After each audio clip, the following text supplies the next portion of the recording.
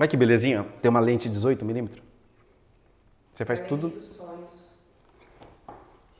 Então, estou meio fora aqui, parece. Tá bom, porque aqui eu consigo fazer uns... né, uns paranauezinhos aqui. Então vamos lá. Os países não são desenvolvidos à toa, né, gente? Eles se desenvolveram, eles se industrializaram primeiro e eles se enriqueceram primeiro, né? Isso é meio que óbvio. E as duas primeiras revoluções industriais que a gente vai ver acontecendo lá nesses países. Então vai ser Inglaterra, França, depois vai pingar lá nos Estados Unidos, o Japão também, né? A gente pode colocar nessa conta aí da industrialização. Esses países passaram por uma transformação que foi muito rápida. Eles deixaram de ser agrícola para ser urbano e industrial, né? E aí, depois da Segunda Guerra Mundial, os países também vão começar a se industrializar. O Brasil, por exemplo, né? Mas como a gente começa uma industrialização um pouco mais tarde, nós já conseguimos sacar que a gente não vai ser tão desenvolvido quanto os caras que se industrializaram primeiro, não é? Dá para ter uma ideia da diferença de quem se industrializou primeiro, de quem se industrializou depois. E, inclusive, tem países que nem se industrializou, inclusive ainda hoje. Olha só, molecada, no Reino Unido, o PIB per capita gira aí mais ou menos em torno de 46 mil dólares. É justo, né? Os caras se industrializaram primeiro. No Brasil, esse valor é de 7.700 dólares, mais ou menos. E o Nepal, que nem é industrializado, de 1.170 dólares. Os caras não têm indústria. O que você consegue sacar nessa história aí?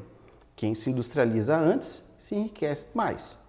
No caso do Brasil, nós chamamos esse fenômeno aí de industrialização tardia. É assim que aparece nos livros, tá? Mas, olhando lá para o passado, nós percebemos que as tecnologias e as grandes inovações começaram a aparecer primeiro nos países que se industrializaram primeiro também, né? E para a gente acabou não sobrando muita coisa e muito investimento na área da tecnologia. Bom, galera, uma vez entendido como que os países se industrializaram de forma diferente, é possível entender que eles também se organizam de formas diferentes aí. Enquanto os mais ricos e os mais tecnológicos desenvolveram indústrias de eletrônico, indústrias químicas, carros e etc., os mais pobres começaram a desenvolver produto agrícola, roupa, e fornecimento de matéria-prima, né? E ele vai fornecer para quem esses produtos? Para os países mais ricos. Essa divisão de papéis nós chamamos na geografia de divisão internacional do trabalho, porque os papéis estão divididos. Então, coleguinha, quando aparecer a sigla DIT, se liga aí, quer dizer, Divisão Internacional do Trabalho. Bom, você deve se lembrar da crise de 1929 que eu falei, né? Falei dela umas par de vezes aqui na playlist. Os países subdesenvolvidos, como o nosso, também sentiram essa porrada dessa crise.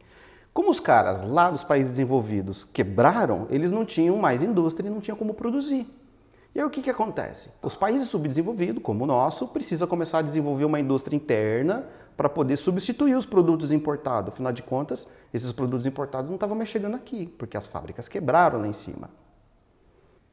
Então, esses países, o Brasil dentre eles, começa a desenvolver uma industrialização tardia e precisou muito do Estado do seu lado. Eu acabei de falar, não tínhamos mais produtos importados depois da crise de 29.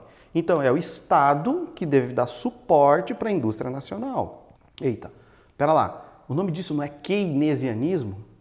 Pois é, ele voltando aí de novo. Você não esqueceu, né? É o keynesianismo que prega que o momento da economia ruim cabe ao Estado dar auxílio às indústrias nacionais.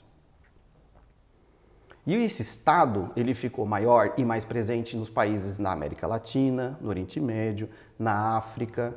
Mas como que o Estado ia fazer para investir em industrialização? Então ele investiria seu dinheiro nas indústrias de base.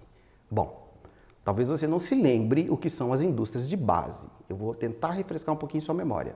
São as mineradoras, petrolíferas, manjas siderúrgicas, petroquímicas, a fabricação de energia elétrica, por exemplo. Tudo isso a gente chama de indústria de base. É isso aí, pessoal. Nesse vídeo curtinho, nós falamos como os países ricos são considerados centrais e como os países mais pobres são considerados periféricos. E aí a gente fala da crise de 1929, como a quebra das indústrias lá nos países centrais faz com que a gente desenvolva uma indústria interna nos países periféricos, tudo bem?